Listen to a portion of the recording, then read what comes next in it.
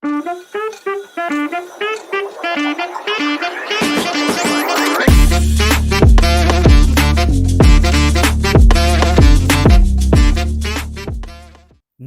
Kaizen classes के online platform पर आपका एक बार फिर से स्वागत है। अपनी इस वीडियो में आज हम जिस टॉपिक पे बात करेंगे वो टॉपिक आजकल बच्चों के बीच में चर्चा का विषय है। चर्चा का विषय इसलिए है क्योंकि इससे संबंधित सवाल पहले आयोग कम संख्या में पूछता था। आजकल आयोग ने इन टॉपिक से संबंधित जो हम इस वीडियो में टैकल करेंगे उनसे संबंधित सवालों की संख्या बढ़ा दी है। अगर आप उत्तराखंड लोक सेवा आयोग या उत्तराखंड अधीनस्थ चयन सेवा आयोग से संबंधित किसी परीक्षा की तैयारी कर रहे हैं तो ये वीडियो बिल्कुल आपके लिए है। आज हम बात करेंगे गढ़वाली बोलियों पर, गढ़वाली से संबंधित शब्दों पर, गढ़वाली के विकास पर, गढ़वाली के क्लासिफिकेशन पर, उससे संबंधित चीजों को इस वीडियो में समझेंगे। तो चलिए शुरुआत करते हैं। शुरुआत करेंगे गढ़वाली बोली से। अगर हम गढ़वाली बोली की उत्पत्ति के बारे में बात करें तो गढ़वाली बोली की उत्पत्ति दो उसके बारे में एविडेंस हमें देखने को मिलते हैं। पहला है कि गढ़वाली बोली की उत्पत्ति जो है वो सोरसैनी अपभ्रंश से मानी गई है। तो अगर आपको ऑप्शन में देखने को मिलता है सोरसैनी अपभ्रंश तो आप इस पर टिक कर सकते हैं। दूसरा, कुछ विद्वानों का मानना है कि गढ़वाली बोली की उत्पत्ति जो है वो दर्द और खस से हुई है।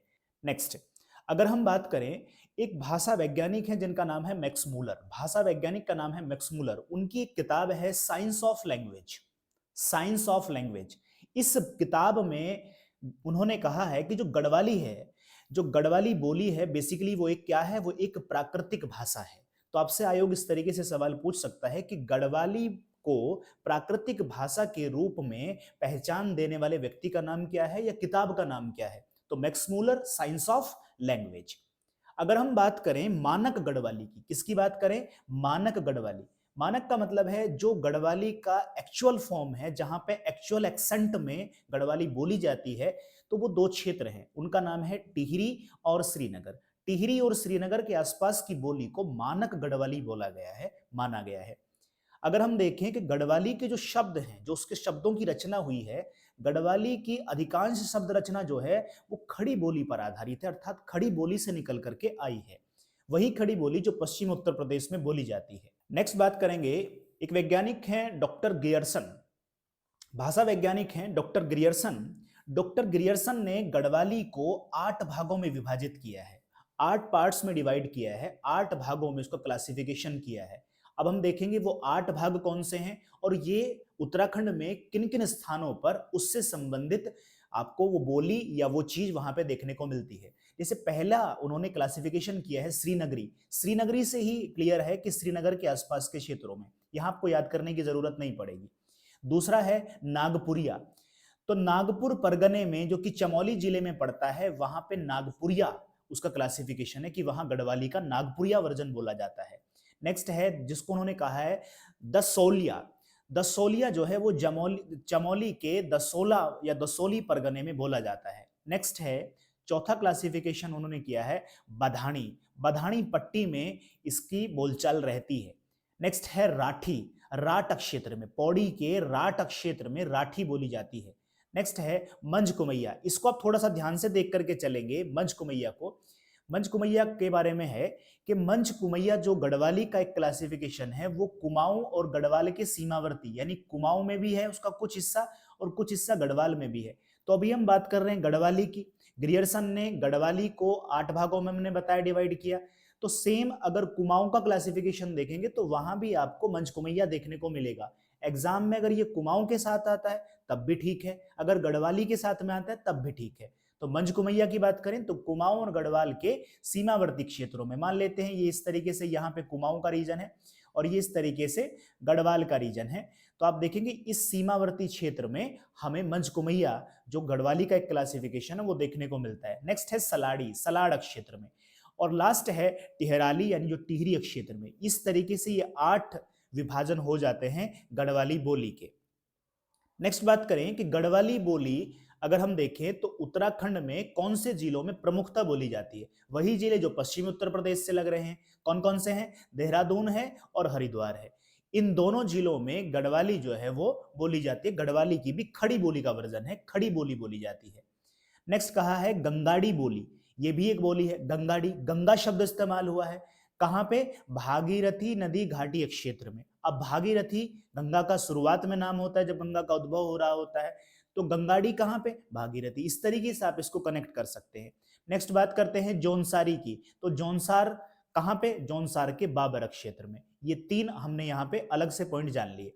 नेक्स्ट बात करते हैं गढ़वाली लोक साहित्य की, यानी कि जो लिटरेचर है, गढ़वाली लोक साहित्य कैसा है।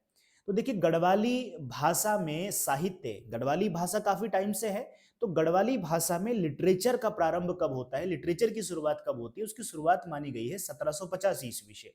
ये पॉइंट आपको ध्यान रखना है कि गढ़वाली में लिटरेचर का प्रारंभ जो होता है वो 1750 से माना गया है। अगर हम देखें कि जब से इसकी शुरुआत होती है उसमें शुरुआत में कौन सी चीज, यानी कौन साहित्य की कौन सी किताब, कौन सी पुस्तक कौन सी आई, तो अगर हम उस पर बात करें तो श्यामचंद्र नेगी सुदर्शन द्वारा रचित गोरखवाणी, एक किताब है गोरखवाणी, श्यामचंद्र नेगी सुदर्शन द्वारा रचित है गोरखवाणी। इससे गढ़वाली साहित्य का क्या माना जाता है, प्रारंभ माना जाता है कि गोरखवाणी गढ़वाली साहित्य की पहली पुस्तक है। अगर हम विकास की दृष्टि से देखें गढ़वाली को, विकास की दृष्टि से देखें तो गढ़वाली साहित्य को 5 भागों में हम बांट करके पढ़ते हैं। यानी जब से गढ़वाली साहित्य का प्रारंभ होता है और आज तक आधुनिक समय तक अगर हम देखें तो उसको हमने 5 काल में, 5 टाइम पीरियड में बांट दिया है। कौन कौन से 5 हैं, एक है आरंभिक काल, शुरुआत होती है, दूसरे को गढ़वाली काल कहा है, तीसरे को सिंध काल कहा है, चौथे को पाथरी काल कहा है और पांचवे को कहा है आधुनिक काल। अब इन 5 कालों को हम बहुत डिटेल में तो नहीं जानेंगे, हम बस इतना जानेंगे कि आरंभिक काल की कोई प्रसिद्ध रचना हो, गढ़वाली काल की कोई प्रसिद्ध रचना हो, कोई प्रसिद्ध कवि हो, सिंह काल की है, ऐसे ही पाथरी की है, ऐसे ही आधुनिक की है। तो अगर हम बात करें आरंभिक काल में, तो आरंभिक काल की जो रचनाएं हैं उनके बारे में देखें तो उसमें एक रचना का नाम हमें मिलता है विरह, दूसरा है बुरोसंग और तीसरा है चेतावनी। विरह, बुरोसंग और चेतावनी ये गढ़वाली का जो शुरुआत वाला, गढ़वाली साहित्य का जो शुरुआत वाला काल है जिसको हमने आरंभिक काल कहा था, उसकी रचनाएं हैं। दूसरे काल को आपको पता है हमने गढ़वाली काल कहा, तो गढ़वाली काल का प्रारंभ होता है 1905 में। कब होता है, 1905 में। इसमें गढ़वाली पत्र यानी समाचार पत्र, उसमें प्रकाशित गढ़वाली समाचार पत्र से होता है 1905 में, जिसके प्रथम अंक में सत्यनारायण रतूड़ी की कविता है उठो गढ़वाली, उसका अंकन किया गया। 1905 में गढ़वाली काल का प्रारंभ हुआ और किससे माना जाता है, गढ़वाली पत्र से माना जाता है कि गढ़वाली पत्र की शुरुआत होती है तो गढ़वाली काल शुरू हो गया। कब होती है गढ़वाली पत्र की शुरुआत, 1905 में। अच्छा, इसमें जब पहला, इस पत्र का जो पहला अंक निकला यानी पहला जो वर्जन निकला, फर्स्ट पेपर जब निकला, प्रथम अंक में सत्यनारायण रतूड़ी की कविता है उठो गढ़वालियों, उसका अंकन किया गया और उससे गढ़वाली काल की, गढ़वाली साहित्य में गढ़वाली काल की शुरुआत होती है। आई होप आप मेरी बातों को समझ पा रहे होंगे। चलिए नेक्स्ट बात करते हैं सिंह काल की, जो कि हमने तीसरा टाइम पीरियड देखा था। हम बात करेंगे सिंह काल की। सिंह काल के कवि हैं, नाम ध्यान रखिए, सिंह शब्द हुआ है, भजन सिंह, सिंह हो रहा है, भजन सिंह की एक रचना है सिंहनाद। तो देखिए सिंह सिंह शब्द हो रहा है हर किसी में इस्तेमाल, तो इस तरीके से आप कनेक्ट कर सकते हैं कि गढ़वाली साहित्य का तीसरा काल है सिंह काल, भजन सिंह उसके कवि हैं और रचना है सिंहनाद। गढ़वाली साहित्य का क्या कहा गया है, अनमोल हीरा। ये चीजें आपको याद रखनी कि गढ़वाली साहित्य का अनमोल हीरा किसको कहा गया है, सिंहनाद को। सिंहनाद जो कि गढ़वाली साहित्य का अनमोल हीरा है, निम्नलिखित में से किस व्यक्ति की रचना है, भजन सिंह की है। अगर हम कहें कि भजन सिंह के लिखी हुई सिंहनाद गढ़वाली साहित्य के कौन से काल से संबंधित है, तो सिंह काल से संबंधित। इस तरीके से आप मेरे साथ में ही कई सारे सवालों का जवाब दे पा रहे हैं। नेक्स्ट बात कर लेते हैं पांथरी काल की। इसके कवि हैं, पांथरी काल के कवि हैं भगवती प्रसाद पांथरी, नाम से पांथरी काल आया। गढ़वाली में गढ़वाली पत्र निकला तो गढ़वाली काल आया। आरंभिक काल है तो आरंभिक काल है। सिंह काल भजन सिंह के नाम पे आया। इनकी रचना है हिलांसी। हिलांसी के बारे में विशेषता यह है कि जो हिलांसी नामक जो रचना है, जो पत्र है, वो किससे प्रेरित रहा है, स्वतंत्रता आंदोलन से प्रेरित रहा है। स्वतंत्रता आंदोलन के दौरान जिस तरीके की घटनाएं हो रही है, जिस तरीके का उस समय सिनेरियो है, वो सारी चीजें हिलांसी में प्रकाशित हो रही हैं। हिलांसी उससे संबंधित चीजों को लिख रहा है। तो ये आपसे पूछा जा सकता है कि निम्नलिखित में से कौन सा गढ़वाली साहित्य का कौन सा पत्र है, कौन सी रचना है जो स्वतंत्रता आंदोलन से प्रेरित रहा। नाम हो जाएगा हिलांसी। अगर उसके ऑथर का नाम पूछता है तो भगवती प्रसाद पांथरी हो जाएगा। अगर हम आधुनिक काल की बात करें तो आधुनिक काल के कुछ रचनाकार हैं जिन्होंने आधुनिक काल में रचना करी है। जिसे पहले व्यक्ति का नाम है गोपेश्वर कोठियाल। दूसरे व्यक्ति का नाम है दामोदर थपलियाल। नेक्स्ट है घनश्याम रतूड़ी। इनका संबंध किससे है? आधुनिक काल से है। अब हम गढ़वाली साहित्य में मौखिक साहित्य को देखेंगे, यानी जो लिखित नहीं है, मौखिक है कि मैंने कोई बात किसी को बताई और उसने वो बात सीख ली, फिर उसने वो बात किसी और को बताई। हम लिख नहीं रहे हैं, हम क्या कर रहे हैं? एक व्यक्ति दूसरे व्यक्ति को सुना रहा है, बोल के बता रहा है, और वो व्यक्ति किसी और को बता रहा है। यानी मौखिक साहित्य क्या है? यहाँ पे हमें वो चीजें जाननी है जो एग्जाम में पूछ रहा है। देखिए, इसमें हम जानेंगे कुछ टर्मिनोलॉजी को। मौखिक साहित्य में हम कुछ टर्मिनोलॉजी पे बात करेंगे।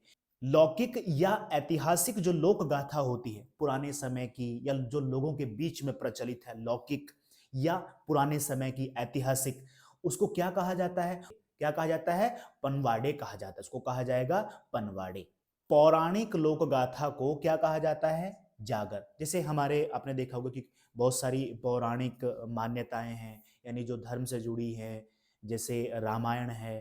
तो इस तरीके की जो पौराणिक लोक गाथा है उसको क्या कहा जाता है? जागर कहा जाता है। और लौकिक और ऐतिहासिक लोक गाथा को क्या कहा जाता है? उसको पनवाड़े कहा जाता है। दोनों शब्द आपको याद रखना। इन्हीं टर्मिनोलॉजी पे आयोग आपसे सवाल पूछ रहा है कि बताइए निम्नलिखित में से जागर क्या है, निम्नलिखित में से पनवाड़े क्या है। नेक्स्ट, लोकोक्ति।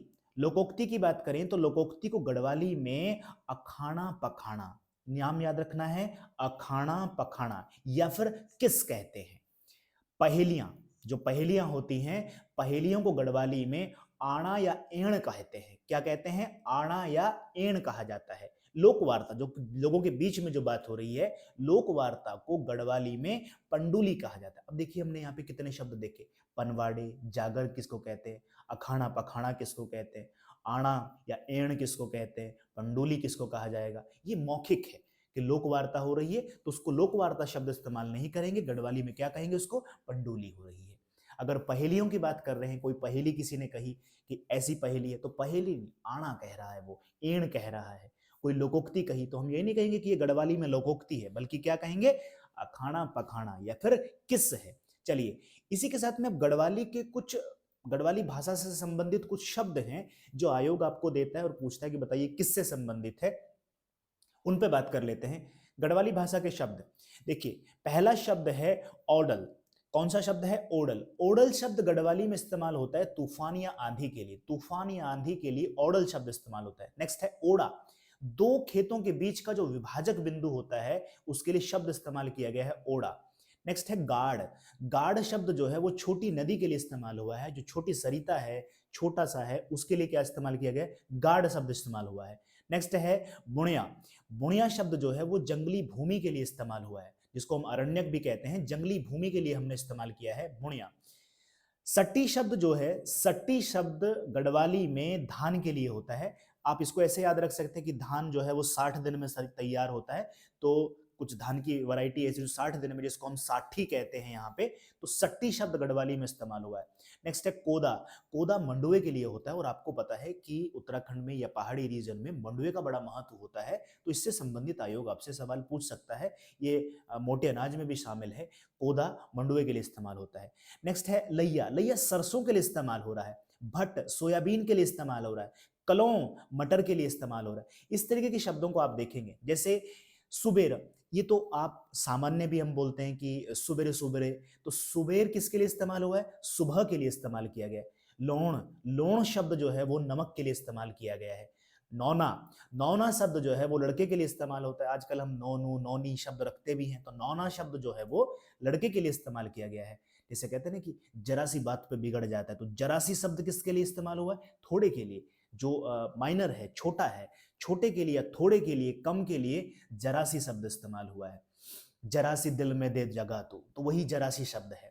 जैसे हम कहते हैं कि बहुत बड़ी बात कर दी। बहुत बड़ी का मतलब किसके लिए? बहुत के लिए इस्तेमाल हुआ है, बहुत। या बीड़ी, बीड़ी शब्द भी इस्तेमाल हुआ है। बयो, बयो शब्द इस्तेमाल हुआ है विवाह के लिए, शादी के लिए बयो शब्द इस्तेमाल हुआ है। मांगण, तो किसके लिए इस्तेमाल हुआ है? सगाई के लिए। जैसे कहते हैं ना मंगनी हो गई, तो मांगण शब्द जो है वो सगाई के लिए इस्तेमाल हुआ है। देखिए, अब इसके पीछे कोई कॉन्सेप्ट नहीं होता है। इन शब्दों को सीखने के पीछे ये किसी भाषा के, किसी बोली के शब्द हैं।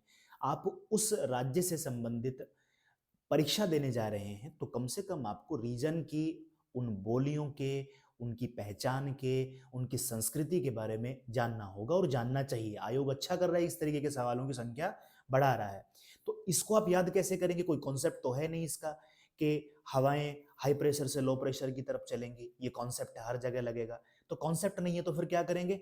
आप इसको अपने से जोड़ के कहीं कनेक्ट करके, कुछ चीजों को कनेक्ट करके जोड़ेंगे तो आप देखेंगे कि लंबे समय तक आप इसको रिटेन कर पाएंगे और आसानी से याद भी कर पाएंगे। जैसे गौड़ी शब्द इस्तेमाल हुआ है, गौड़ी कहते हैं, गौड़ी गाय के लिए शब्द इस्तेमाल हुआ है, गाय के लिए। लवें, लवें शब्द खून के लिए इस्तेमाल किया गया है। मनखी, मनखी शब्द जो है वो मनुष्य के लिए इस्तेमाल किया गया है। इस तरीके से ये गढ़वाली बोली से संबंधित है। हम इससे अगली वीडियो में समझेंगे कुमाऊं और गढ़वाली की क्या प्रमुख लोकोक्तियां हैं, उन पे हम नेक्स्ट वीडियो में बात करेंगे। तो तब तक के लिए जुड़े रहिए, पढ़ते रहिए, बढ़ते रहिए। तब तक के लिए धन्यवाद।